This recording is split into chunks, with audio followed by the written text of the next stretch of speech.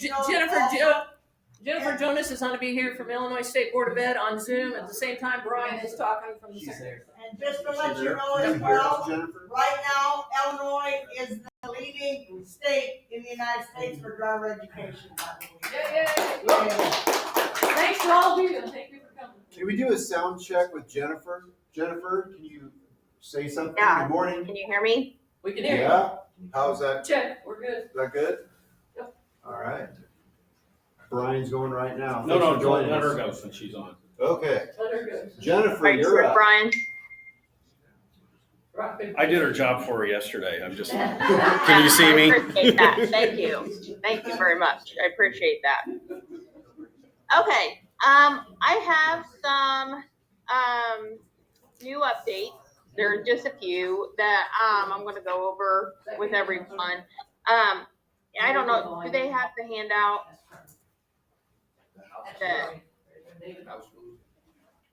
Anyway, I don't know if they have do they have the handout that I had? Yes, they do. They have handouts. Okay.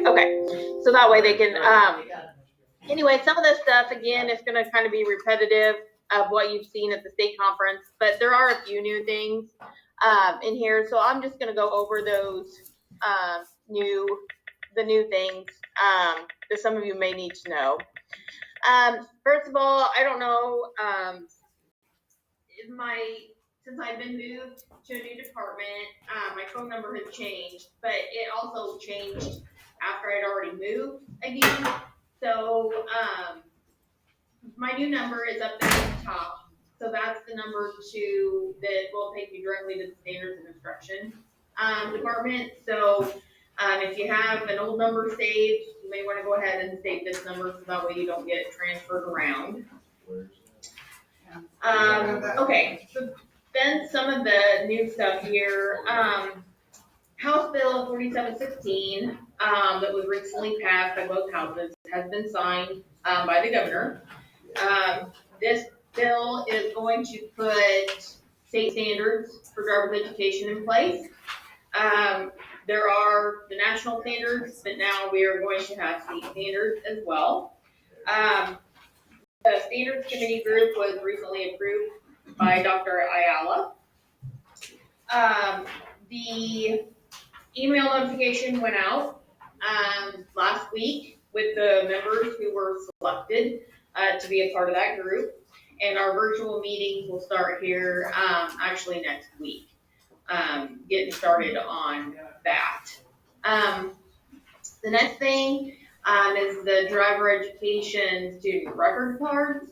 ISBE will no longer be providing those. So there is a link here on this sheet that will take you actually to a new fillable PDF version. So if you'd rather keep electronic copies, that's an option now. Or you can print out the form and just make Xerox copies there at the school. I provided a link as well as giving you directions because our website has changed. They did do some changes to it and updated it. So I put the new directions to find the card if the link shouldn't work. The FY2 or oh God, sorry about I'm sorry. We want to see him. Well, It's in the boxer. It's a mic is on here. I'm so sorry. This is why I should probably go into the office for maybe these.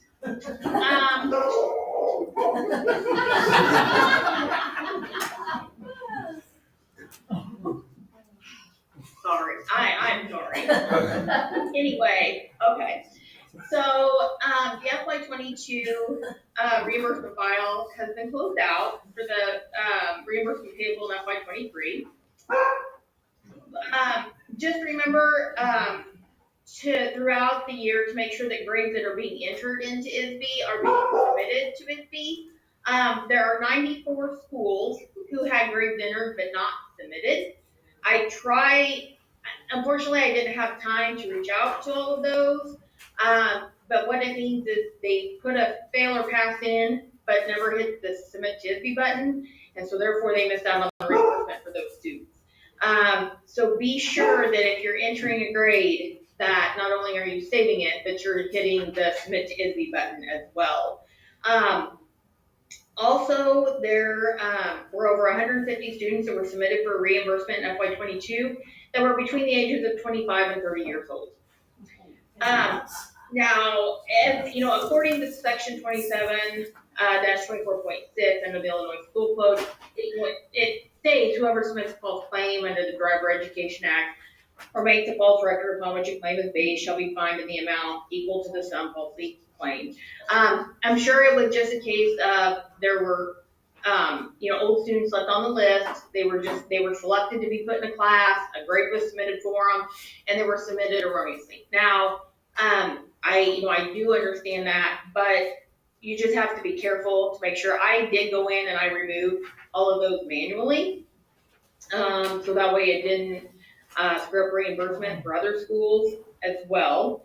And my programmer is actually going to archive all students over the age of 21 that still remain on student lists to prevent this from happening again. She's also going to remove them from the transfer list, so that way when you go to the transfer list, you don't see thousands of kids on there anymore. However, when she got to looking at this list, there's over 80,000 students that remain on student lists that are over the age of 21. So it's taking her a little bit to get those removed, but she's gonna go ahead and try to do it in a mass removal. But just in the future, be sure to try to clean up your student list for students who are over the age of 21 or for students who are no longer at your school. For the ones over 21, I suggest going ahead and just archiving them. If you have students that are under 21, you can go ahead and either place them on the transfer list, or if you know that they are done and won't be taking drugs at anywhere else, you can archive them as well. The next thing is the classroom and lab combo class. I have please don't do it. That's just my personal opinion.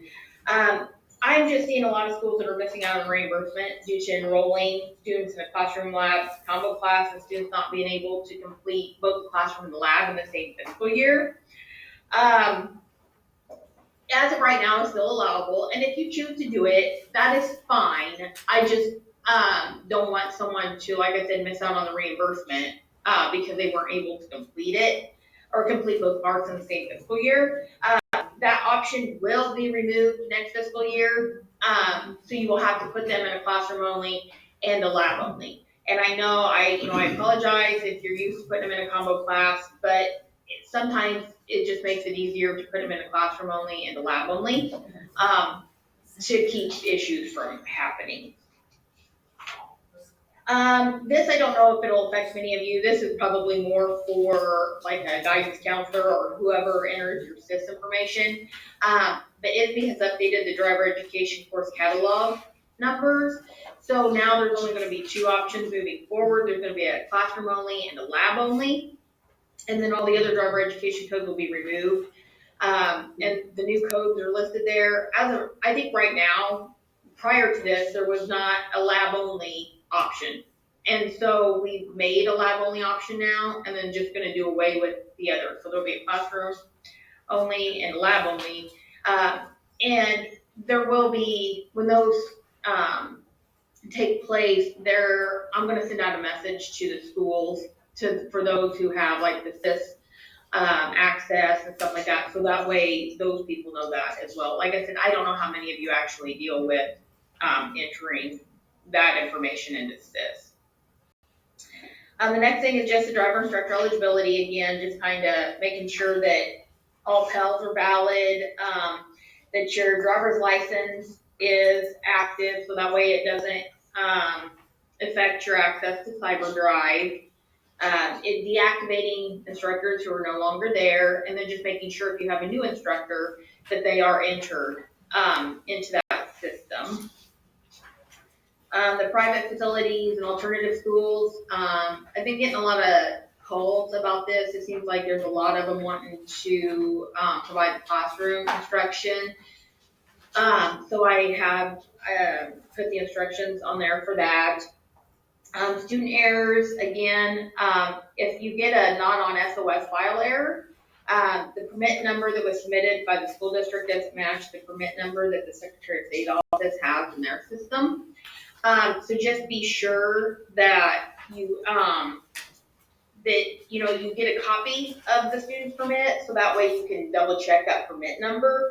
I get a list daily of those errors, and I try to go in or I'll call the Secretary of State to try to get the correct permit number and correct it. However, if the name is misspelled in IWAS, or it's a very common name, unfortunately they can't help me with that.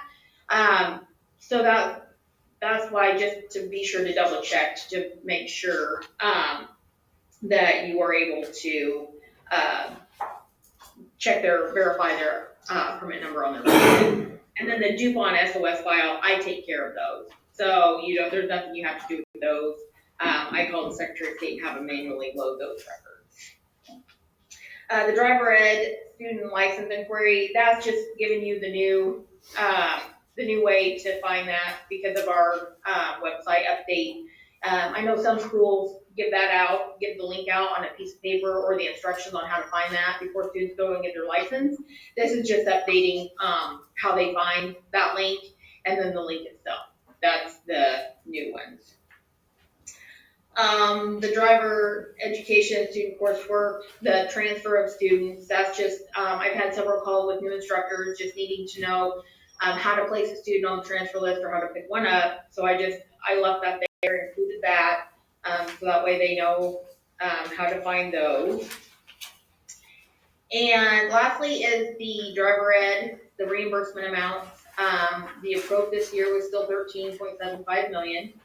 The classroom and lab numbers did go up, I'm sure due to COVID restrictions being eased, or lifted. Therefore, the class and lab amounts were a little bit less than they were last year, just because of those numbers going up. So the reimbursement amount per student per classroom was $27.01, and then the lab amount was $124.44. So, if anybody has any questions on anything, you can either feel free to ask now, or again, my phone number, my email address is on there. So feel free to call me or shoot me an email and I can get back with you. As of right now, that's all the new information that I have. I will keep everyone updated here. With the state conference, we should have gotten quite a ways on the standards, and so I will give you an update at that time on how things are going. I don't believe they'll be put in place until FY24 or FY25. They won't be for the upcoming year. I don't believe so. So anyway, are there any questions for me? Yeah, Jennifer, I have a student that I'm driving with, and she, evidently in the classroom, put her first name twice, so that messes up her number. So when she goes, since you don't have a birth certificate, when she goes with her passport or school transcript to go down and get that changed, it'll be messing up her permit/driver's license number. So is it best when that happens, and it gets changed, for me to call you?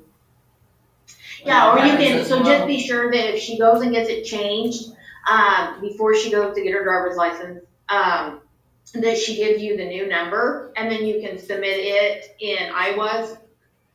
Just correct it in IWAS and resubmit it, or you can call me and I can correct it for her. If that happens, and I've talked to Brian on this, so they kind of got the two options, which, if they've got identification in their birth certificate, they can go in and they can actually, you can either leave it in IWAS, exactly how it appears on their permit, even though it's not correct, and then they can correct the name, or whatever they need to correct, name, date of birth, whatever it may be, when they go in to get their driver's license. Or if they choose to go get it before then, just make sure that they give you that information of the new permit number. And I can then understand we- why it didn't get caught in the classroom, because her dad's last name is Carrata.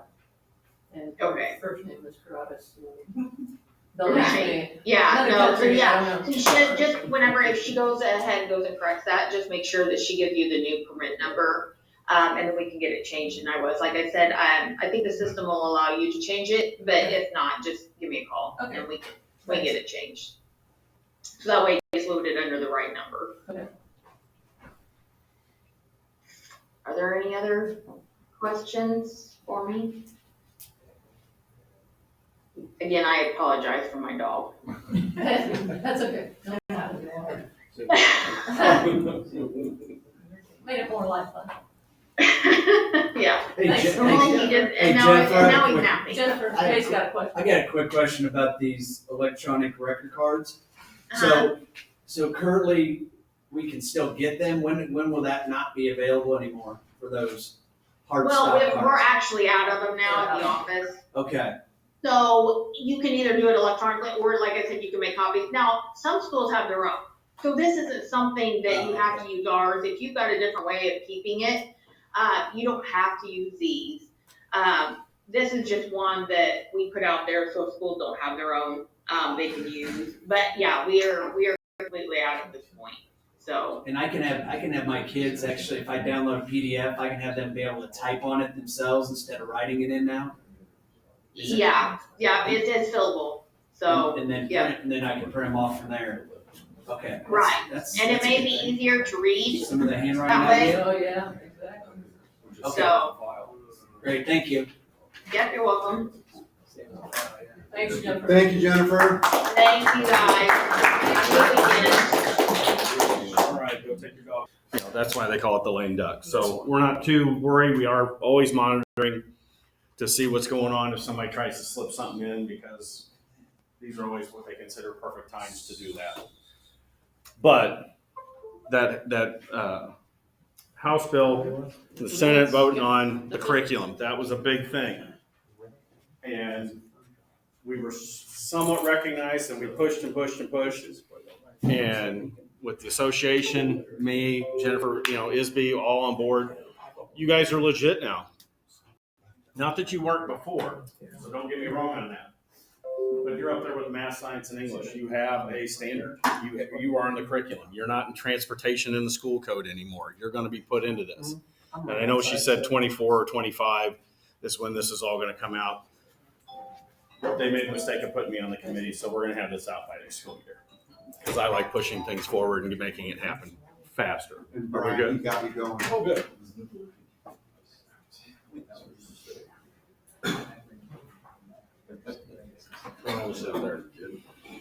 So basically what I have for the fall workshops is just the basic information, links.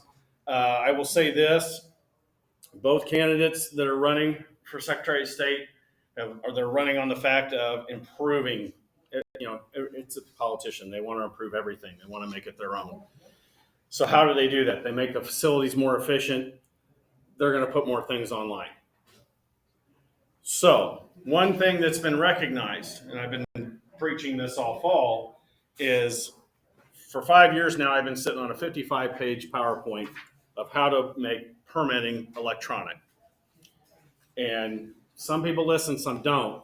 The next guys are going to listen, because right there off the bat, that is something quick, easy. We have all the tools to make it happen. And it will take about 180 to 200,000 people out of the DMVs every year. So if we do get this to go through right in the beginning, which I'm kind of hoping for, this will mean no students have to come into the facilities anymore if they test with you. No parents will have to wait in line with those students anymore. You won't have to deliver your apps anymore. It's all going to go through DEI and get emailed home. And one of the features is you hit verify, it doesn't solidify it until it gets sent home to mom and dad to look at, or the guardian, so they can go through it and go, why did you misspell your name? Why did you put the wrong birth date in? They can still correct it. There's still time before they sign off on it. Just like them signing the front of those apps, this is going to be their verification. So they're going to send it in, and then they can pay online. And then at the end of this, it's going to send notice to us. It's going to go through what they call the gates. Every time we renew our license or do anything at a DMV, it goes through 4 gates or security gates. And as long as it passes through everything, it goes to the factory and prints your license. This will go through the same gates. It actually will skip one because we don't do the Social Security verification yet. And it will print everything in Springfield, and it will send everything as a class back to your school. Because I'm not sending it to the address they put on, because even mom and dad can miss that one. And I will tell you right now, in the office I work out of in Springfield, every day I see that mail truck come in, and every day there's at least 3 pallet loads of returned mail with wrong addresses. Not for students so much, but anybody in general. I'm trying to stop that because if you sent a letter through the mail recently, it's not cheap. And we don't get a discount on bulk. So it costs money because then that comes back to us. And then we have all these people sitting in this little corner over here that try to figure out where their address is and try to send it back to them. So they don't have to come in and pay another $5 to get a duplicate of something. Same thing with this principal. If I send it back to the school, that is their home school, it comes back to your office, it says attention driver's ed, it's going to be that, it's going to be in a certain type of packaging, and then you can distribute that to the kids. So 1, it's all going to one location, the kids are getting it. 2, you can put them in behind the wheel now. They have that piece of paper because you handed it to them. So that's going to be one of the features that happens. The other feature is CDTP will be put on there and made on electronic. That I've been waiting on for forever, and it's so easy to do, and that might be the first thing you see. So no more paperwork. You just go on like you go into Iowa's, fill out the form, hit submit. It sends the code to us. We load it to the student's record. They don't have to have a piece of paper to come in a facility now. Because how many times have they come back and said, I can't find that paper you gave me. Can I get another copy? Yes. What are you doing about the vision test though? Vision test can still be done at school. If it's not done at school, then the system will print a receipt. And it'll give them the barcode like it does on the app. So they can bring that in and take their vision test with us. We scan it. It's got all their information. So it automatically loads. And it's in and out. In and out. Anything to make it faster and quicker and more efficient. But if they do that, they still won't get their permit when they. They will get it that day. They'll get it. It will print right there for them. I'm assuming then that depending on what questions they might answer yes on, they may still have to go into the DMV with documentation. Yes, depending on, we all know that these kids. Guardianship, the medical. Yeah, issues. the court guardianship is the worst question ever created by a lawyer.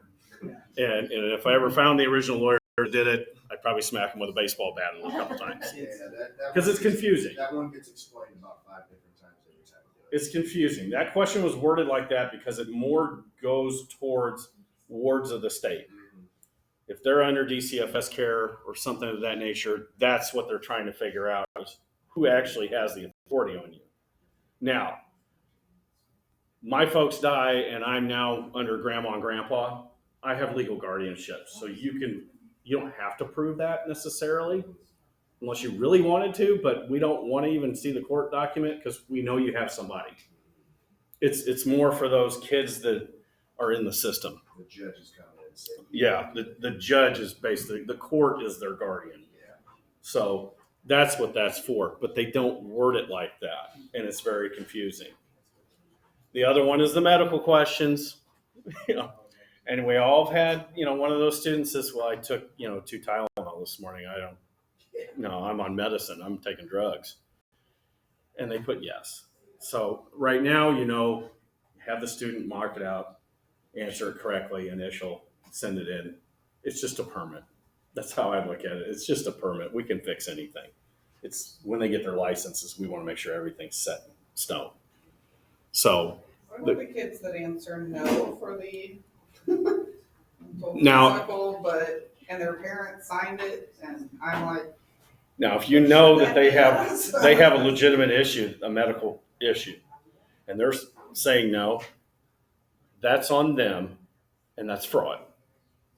So that's on them. And I don't think a 15, 16-year-old weighs that, where it's like, I know I have diabetes and I know I'm, insulin dependent and I could go into a coma, but I'm still going to put no. Well, because they're like, it's under control. I'm like, Yeah. And usually with the diabetes and seizures, stuff like that, doctors, once they get that license going, the doctor has to report to us that stuff. So until they get the license or permit, the doctor doesn't have to say anything to us or notify us. But it's when they start getting a license, they're supposed to report that. So then we're sending them letters saying, hey, you need to fill this out and get your doctor to sign off on it. But if they answer no and knowingly they have something, that's on them. That's why I have you, if they have to change those answers, you have them do it. Don't you touch it. Those questions are specific to the applicant. So don't you initial it, let them do it, because that's on them. And it's on the parents too, because they're still minors. And use black pen. Use black pen because, that's the only thing that shows up when they scan a document in our office, which blows my mind, but blue still shows up. I've seen it. It's those wonderful rainbow colors that the kids use, and they have 8 different types of them in one pen, and they're very light. And those, yellow, pink, the light blues, those fade away like invisible ink when they do scan them. But if they do use a navy blue color, it's still going to show up. I don't know who decided that, but They got tired of the argument about blue pen. Basic blue pick. I still say it goes back to being in the facilities, and it was just like we use whatever we got. Our DMV is very adamant about black ink. Gibson City. Don't get me started on Gibson City. Hey, I'm in tight, so I don't complain. Well, I am happy for you. Yeah. Because I've had to go to battle with them a couple It times. does not shock me. No. But the other thing right now, this is the online appointment process. Not all the facilities have it. Most of the Chicago area, except one now, is appointment only. It's more in the high traffic, bigger facilities. Champaign is on that list. This is a pilot program, so we got to be patient with it. So it's ever evolving, and they try their best. So usually when you go on that website and you try to make an appointment and you're trying to do it ahead of schedule, there's nothing available. It's always booked. And it's 3 weeks out, and that's as far as they let it go. I want it to be 3 months out, but it's 3 weeks out. But every facility that's appointment only, the managers open up that system for 20 to 30 slots that day around 7 o'clock-ish. Whenever they get there, it's the first thing they do. They fire that up and they open it up. Those are usually gone by 7:30, 7:40 at the latest. So you just encourage your parents, if they have to go in, to just kind of troll it every morning. Get up, start making your coffee, and pull the internet up and see if they can get on, because they can get it that day. What time to tell them? Like 7? I would say 7 o'clock. Wouldn't you agree? Yeah. 7-ish. And then they'll open more as it goes on with fewer call-ins being sick and stuff. Yeah, and if they have cancellations, they'll put them back up there. So you just kind of periodically check that day.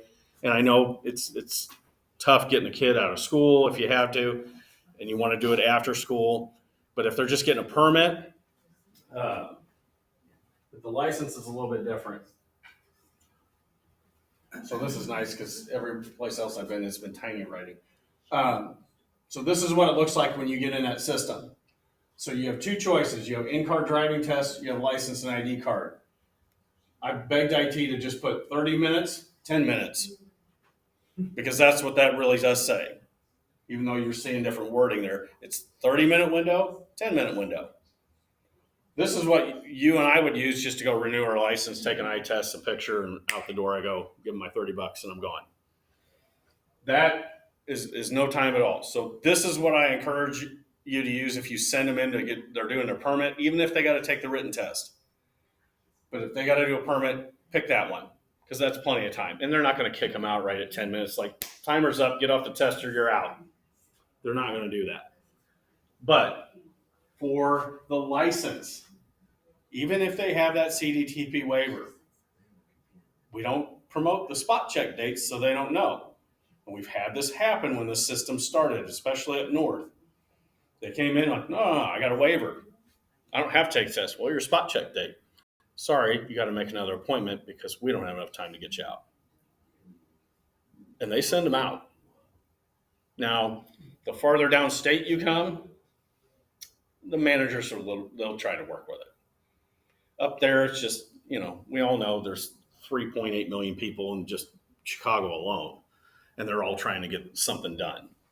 So if they don't have the time, they are to send you away and have you make another one. So even if they have the waiver and they have to make an appointment, pick that one.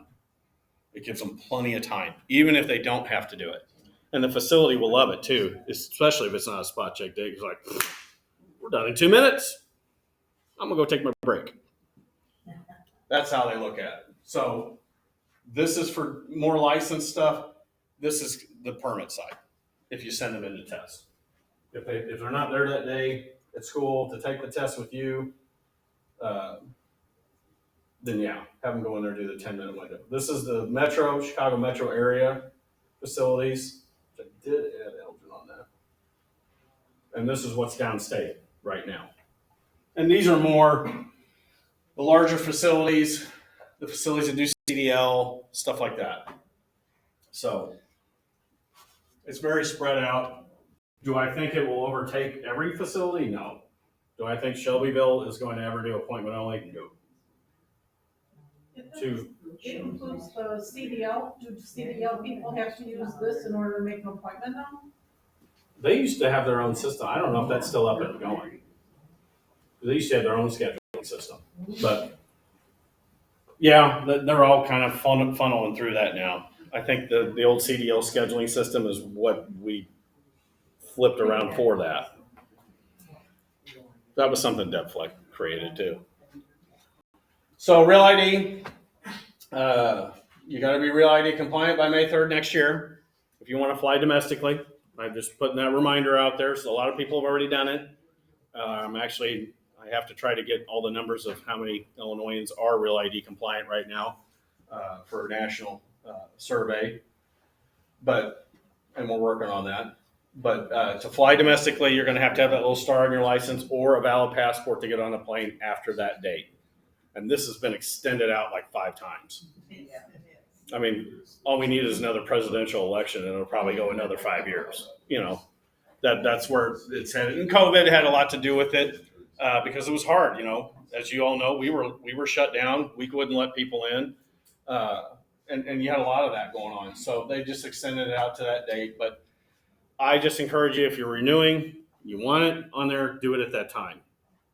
Unless you get past the date and then, oh my God, I got to fly in a month, get in there and get it done if you don't have the valid passport. But the passport will work at the airport. That is a real ID. And that's been a real ID since the concept of it. But bring all your stuff in, birth certificate, social security card, 2 pieces of valid mail, and they'll scan it all. Won't take long. For our almost 16-year-olds, the 2-person valid mail, I've been telling them like a school report card or transcript and a bank statement. Yep, those 2 that's are probably perfect. the easiest. That's easy. If they have a state ID or a passport, does that also count as? If it's not real ID, I mean, they can use the ID card for they can use that for address if it's valid. Yeah, for I proof. know they can use it. But because they're under 18, they can also take a parent's, a parent might have, power bill or something that has some type of like a cell bill. I always say that because everybody's got cell bills, but they might have their kid's cell phone number and they might put their name on the bill. So that would count. Anything their name and someone else is on, It has to be their name, their address. it has to have their name and their address for real ID compliance. Now, if they're just coming in, they don't want the real ID, which I do encourage 16-year-olds to do it because you're bringing this stuff in anyway. Right. Find something else and just get it done, and you have it till you're 21.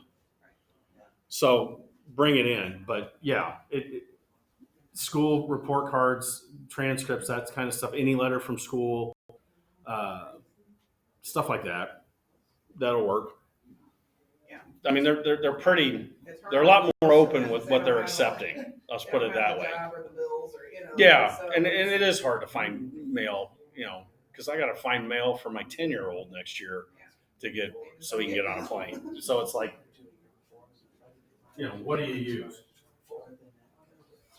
This is my only favorite slide of the whole thing. So these are our numbers for the last 5 years. Shows what the top line there is what you guys do. Bottom line is what commercial does. This is more adult drivers at 18 or older, 18 to 20-year-olds. So this is where we were sitting a month and a week ago is when I got that number updated. So that's where we're sitting at this year. I guarantee you we're probably at 170,000 right now because you got second quarter starting and a lot of schools are pumping out permits again. So that number is ever going up. This one, it's like, this is ticking like this. This is going like this, real slow.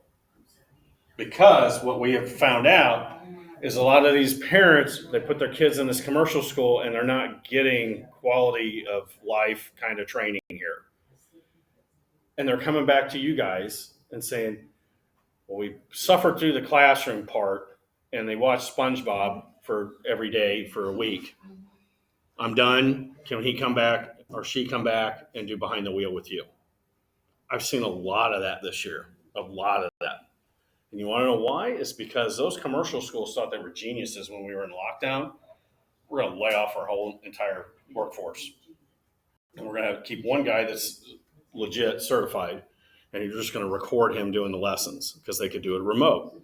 And they all got bent out of shape when we were like, nope, go back into person. Now they call all these people back that they fired. Nobody wants to come back and work for $10 an hour. As we know, because, if anybody's waited 30 minutes at McDonald's just to get a cheeseburger, they're going to find other things. They're expanding out. There's job opportunities out there that pay a lot better.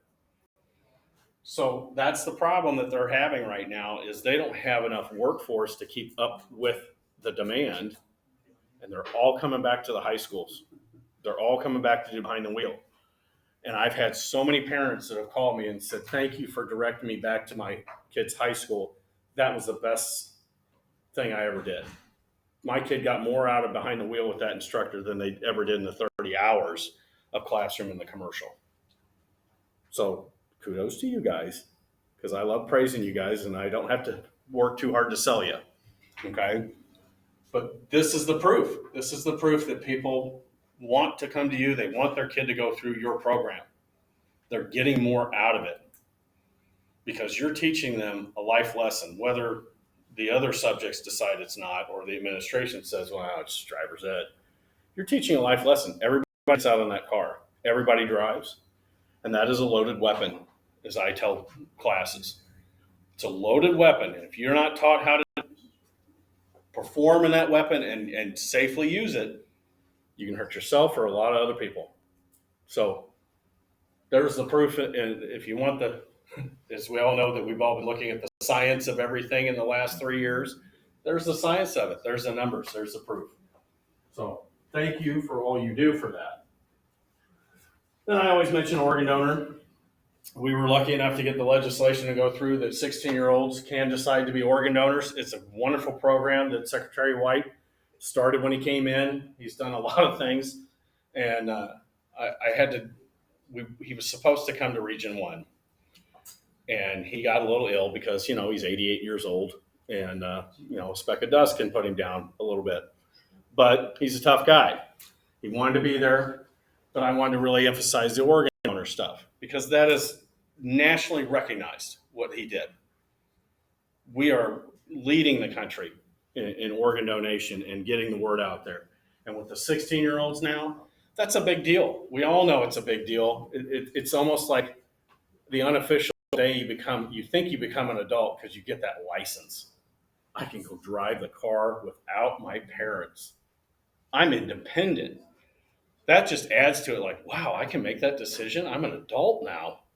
Their eyes get big. I've watched kids in the facility get asked that question, like, really? Can I do that? And they look at mom and dad like, can I do that? And they're like, no, it's up to you. Yeah, my daughter did that. They asked and she looked at me and I'm like, why are you looking at me? Yeah. Your decision. And she's like, It's an adult decision. All right, I'm like, So mom and dad still have a say so because they are a minor. They are under 18, but they can put that on their record and have it there. And this program works. And I've said it, and Deb's heard me say it. Now we're going to have the 7th time. But I had a close family friend that passed away this year. Very close to me. He was a doctor. He was the epitome of health. He was an organ donor. And they were able to use parts of him to help or save 20 different people. So even in death, he's still helping people as a doctor, and he's not here. So that program is just a wonderful, wonderful thing that was created, and it really does help and save people's lives. Matter of fact, I have one of my former students, he passed away in a motorcycle accident, and he has parts in Europe even. Yeah. So he's all over creation, so. It's amazing. His mom is pushing with organ donation. It's amazing what they do. I'd say the big thing that comes out of organ donor is the eyes. The eyes, I mean, they've actually had it where somebody had like perfect corneas and they were able to take it out, put it in a blind person, and they could partially see now. And that's the coolest Just thing. amazing. We were at a Lions thing, and this lady had never seen before, and so she never knew what the color blue was or the sky. Yeah. Say the sky's blue, and she could see it. We were all in tears because she said, "Oh my God, it's so amazing to be able to see." Yeah. It's cool. The things we take at distance for, we can all see. We can see this board right now, and people that can't, and then they go through this program and are able to do something like that, be able to see the first time in their life. I mean, that's got to be mind-blowing. Mind-blowing. So I always put this up here too. This is just the basics of what they need for a permit or a license. I try to dumb it down because if you go on our website, there's 50 different ways to go, and it's all tiny print, and there's 5,000 things they can pick from. But this is the basics. This is the basics. And I will put this on the association website so you guys can pick it apart and use it if you want to for anything in the classroom. If you haven't realized yet, any hard copy of the Rules of the Road is a 2021 edition. And I keep having to say this, and I just hate saying the paper crisis thing. But we had a national paper crisis, and we couldn't find a printer to print the 2022s. Because that's like 500,000 at a time that they print. So nobody would take it because no mill was milling and no guys were cutting trees down because of COVID. And we all know what the trucking industry is doing right now and trying to get back out there and get the products out there. Well, it's very slow. So the 2021 version, it's basically all the same. The 2022, there's not a lot of difference. I think the only difference is the school zone time. It was updated for 2022 and it is online. So if they want that, but as Dave Stoltz pointed out to me at his regional fall workshop, he's like, well, they haven't adjusted the question on the test. And that's not anybody's fault but IT. I love blaming everything on IT. They haven't updated it because they've been doing a lot more with the security stuff in the background and getting ready for the switch over with the new administration. I think one of the big things I've had lately is, and we've all dealt with it, is there seems to be a lot more kids with IEPs and a lot more situations, as I like to put it. And I get a lot of phone calls on this. Brian, what can we do? Can we take them down the hallway? I got 7 of them in this class. Can I take them down the hallway? And can the special ed teacher monitor them? My comeback is, does the special ed teacher have driver's ed accreditation on their teaching certificate? Well, no. Well, then no. You guys are the only ones authorized to do this. Now, that is not to say that you don't have a special ed teacher that doesn't have that. If they have that and you work with them, then yes, they can monitor that test. They just have to have the proof, and they have to be listed with driver's ed in the administration, school administration, like not necessarily Iowa's, but they have to be listed as an aide or something to driver's ed. So that can happen. Can they alter the test? Can anybody read the test but you? No. Only you guys can read the test to them. No, you cannot alter that test because that kid's IEP that's 3 inches thick says you have to take it down to 2 answers. It has to be a 50-50 shot. No. You cannot alter it. It's a state test. Everybody has to pass that test to get a license. Okay. And you guys are the only ones that technically can monitor it.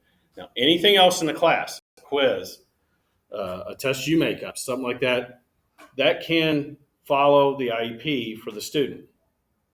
But that's up to you. Because I say that, and I usually get these scrunched faces in a crowd on a couple of people like, I'm not doing that. This is driver's ed. They better know it. Well, that's where you can work with your special ed teachers, because we all know that they come harping on you all the time. Like, why can't I sit there while they're taking the test? I sit there with everything with this kid. We've all been through it. So that is something you can work with them. It's just that permit test. Yes. This might seem like a small thing, but I guess I'm all about efficiency. The test you gave us during COVID, Mm-hmm. The digital copy. right, well, that I could print out. Can Mhm. we use that? Yes, technically that is still an up-to-date test. Is that okay? I'm going to get a new one going here because there has been a few changes, and I'd like to have those changes on that version.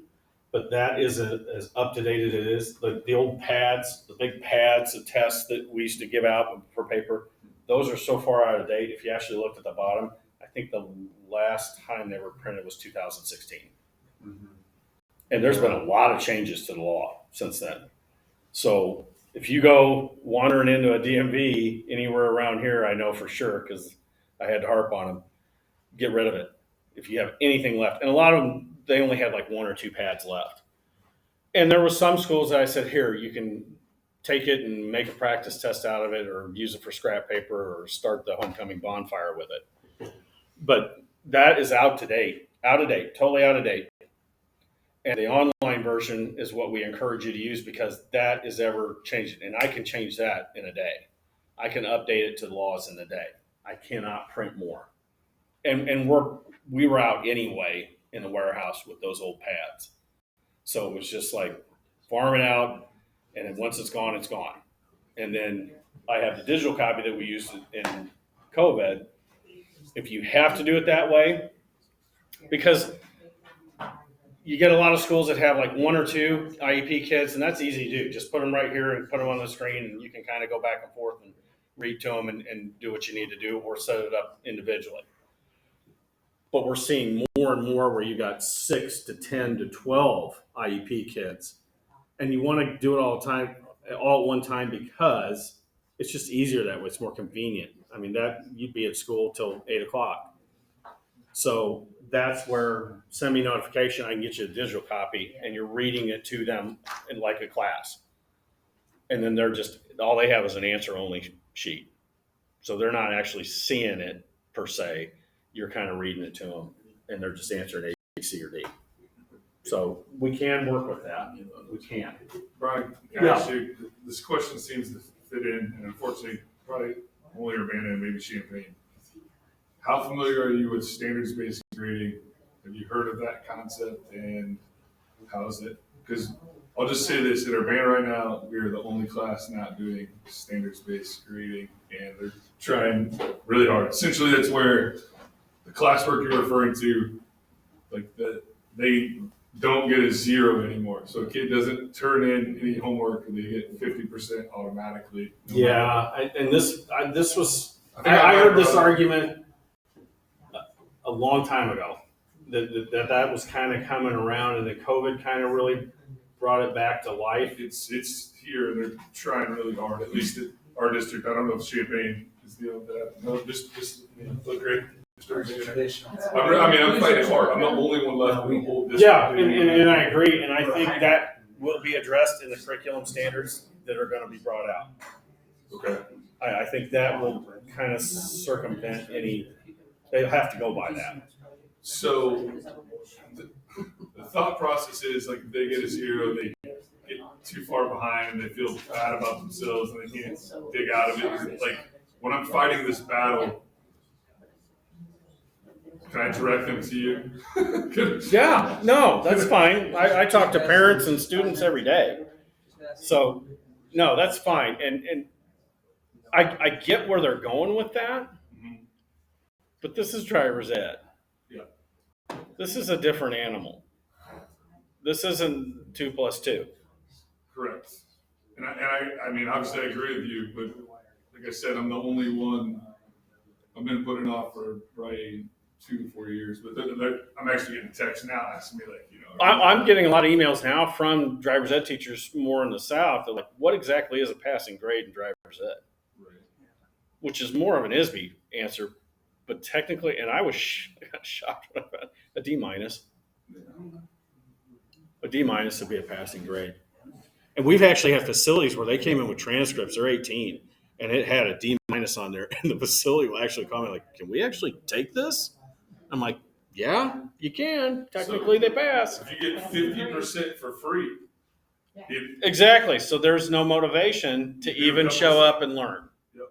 In my opinion, that's my personal opinion. That's not the officer's opinion. The other But part of that- that is every school a B- is different, so. Exactly. Ours used to be a 70%, now it's like 65. So, Yeah. I mean, that changes too, so limitations. We actually have it in our curriculum, we have to have a 70% to take the permanent test in the class. See, and And that's our. I know school schools that code. are doing that I'm too. not driving with those kids that are getting 0. So, Well, and I can tell you this: the actual permit test they take at the DMV or with you guys, that's ours. That's 80% to pass that. We were 80% with our school because we went with the code of the state, and then I got told to dumb it down because some of them are failing so many times. So I said, I'm not dropping it below 70 because that's ridiculous. Yeah. So that's our school code. So you can maybe. And I think this argument's going to keep evolving. it's I didn't let them change that. Because I know Brian might not. You might also listen to yourself, I think some of these teachers don't know that they can go down to the facility and have it. Yeah. So that is another good point that Judy made. If you don't have the time or you don't feel So, and if they fail it twice, I recommend it because then they're gonna have Yes. to pay more money again. yeah. So I recommend if they fail it twice with you at school, send them to us. And the only reason I say that, and I've gotten a lot of these emails in the last 2 weeks. What happens? I tried to have them log in again. They failed it 3 times and it won't let them go. Well, it locks you out because you only get 3 strikes and you're out for the $20. And then you're coming to us. And then the facility has to look at that and go, well, there's a 3 on there. Oh, I got to take another 20 from you. So I try to eliminate it when I tell you guys 2 and done, print the app and send them in. I don't even. Let us do the math in the I accounting. give it once and then I make them go to the DMV. And a lot of people do that. A lot of people said, if you failed, there you go, there's the app, everybody out. That's your call. But because some of the facilities will actually set up appointments and read it to them, and then some of them will just have the computer ready. Yeah, so they can So come you have to in. call around and find out which one to do. They can come in and request an oral exam, and one of our staff will read that to them. And if they have time that day, they'll do it that day. Well, They'll do it right there, or they'll set up an appointment. Yeah, they have certain. Champagne's a different animal. That's kind of a busy facility. And some of So, them will say that they won't read it, but people use that. Well, So you gotta call around. that, and you can tell how old somebody's been working that counter when they say, no, you're going to try the headphones first. That is an old procedure that when they switch to having audio on those touchscreen testers, that we push them to put the headphones on. I push them to put the headphones on no matter what, because it drowns out all the other noise. And especially what I've noticed with kids with like ADHD and all that stuff, they'll go over there, put those headphones on, and they'll ace those tests because it just drowns everything out and they're just focused in on it for once. We got 21 languages now. Yeah, we're up to 21 languages. Did you see that list? I forgot to bring that. There's like 5 different versions of like Arabic on that thing. I need to ask her or talk to you probably after, but we just got a refugee from Ukraine who does not read English and everything's. Do they speak Russian? translated. They speak Ukraine, I guess. Ukrainian. Is that like a And they're version of like- Russian? They're putting her in driver's ed next semester, and I'm like, I believe there's similarities. There's similarities yeah, to it's it. similar to Russian, but it is not. Oh, Donna's looking to see if she's got the list back there. We do offer it in Russian. I know that was on there. That was put on there in the last update, but this one, they put 8 more languages on there. But can she even I mean, she can take classroom, I know that, but does she have, I mean, what? I mean, unless you have an interpreter in the car, I mean, if they don't understand English, You know, poor child that's going through classes with no interpreter, so other than some Google interpreter that. like, and I tell you what, I've had teachers that do that with foreign exchange students, that they'll use that Google Translator. And that one that when they tried to use it on the permit test, it recognized it as a foreign entity attacking the test site, and it shut them out and locked the school out. But it doesn't translate everything. It gives a generalization of what it is, because I've played with that on in our development Finding that out side. on the receiving end, because she uses it to translate into English. Yeah, and It's I've kind seen of English. I've seen Chinese foreign exchange students come in the facility, and they'll pull their phone up and they'll aim it at the touchscreen tester and do the translator on it. Even though all they had to do is ask us, because we have like 3 different versions of Mandarin. I mean, oh, you got it? Got it. Oh, Did they add Ukrainian or anything like but that? I mean, I'll talk to you later, because I'm just curious for the permit, like, she has to show a birth certificate and stuff, I don't even know if she's. Yeah, I keep talking to Donna Bilski back here. Yeah. This is my cohort in crime. She's out of the metro area.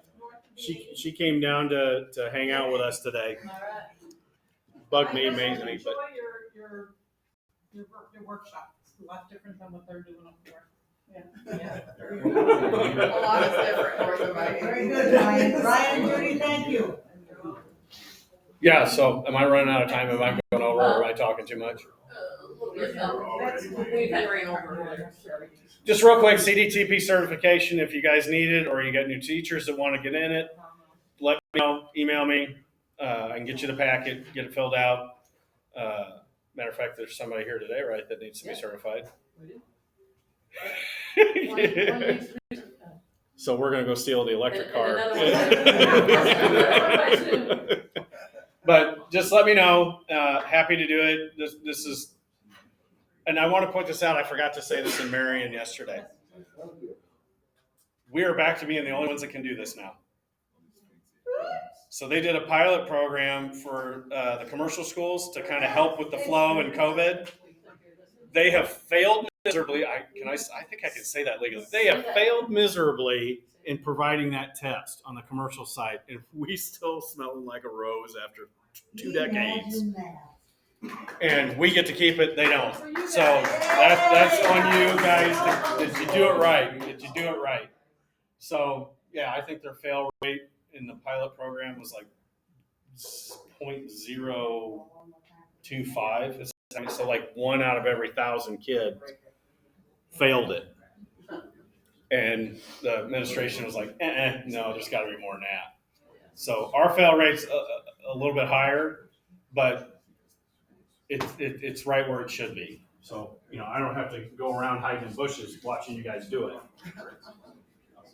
And the Speakers Bureau, if you guys get on the website and contact them, they still do the DUI presentations, the distracted driver. I think the simulator's still working, but they are still there. They're happy to come out. They're happy to remote in and give you all the information they can.